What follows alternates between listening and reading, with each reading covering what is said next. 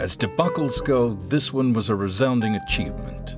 Sure, stars still lit up the night sky over Jack Tracer's muscular build, like pinholes in a piece of black cardboard with a very bright lamp held behind it.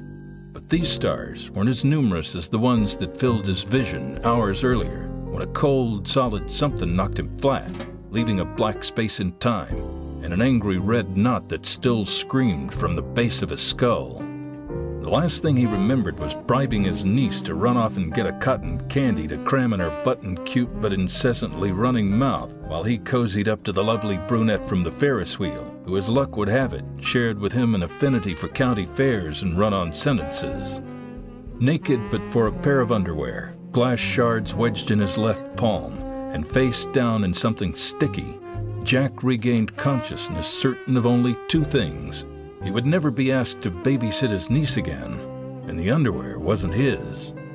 He wrestled himself off the ground thinking if he could just sit up and face the world, there'd be an explanation. A friend, that girl, what was her name? Someone to tell him what to do next. Tracer's stomach churned like an Amish milkmaid on amphetamines when he saw the discarded brown wig and remembered that the brunette's name was Tony, spelled with a Y. Why would a woman named Tony spell her name with a 4, he asked himself, before remembering the dozens he'd been with before that also had letters or numbers in their names that were silent, like G or H or 22, which turned him off numerology for good. As all that clattered around in his pounding head, he felt a presence, then turned to see a fuzzy silhouette sipping on a long straw from one of those oversized souvenir drinking cups you see mostly at county fairs or along the Vegas Strip. "Rise and shine, sugar cheeks," said the figure in a lilting, non-gender-specific voice. It was Tony, looking blurry. Slowly, Jack's vision cleared and Tony came fully into focus, but all semblance of the chestnut-haired beauty was gone, having been replaced by a 5 o'clock shadow, a nicotine-stained grin, and grimy hands holding what appeared to be a Polaroid of Jack's niece. Polaroid, Jack thought. Didn't they go bankrupt? I remember Dad had an old Polaroid. Suddenly, all thoughts of instant film solvency vanished as the man in the once-white members-only jacket grunted in a thick Russian accent. "Why are you wearing my underwear?" "Who are you?" Jack stammered, with a look as pained and confused as when he first watched Here Comes Honey Boo Boo. "Tony, with a Y. And if you want your little niece alive, I need 2 million rubles by tomorrow morning, along with my underwear and my wig." "Wig?" "Yes, wig, you vanker. It was my mother's, before she was buried alive.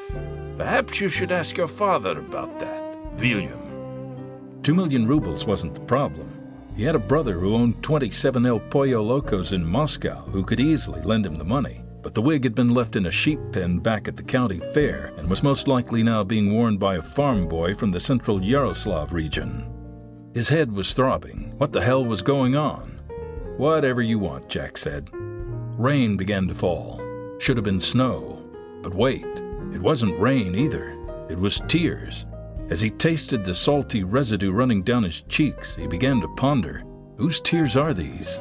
For due to a failed Botox injection 10 years prior, Jack was incapable of crying.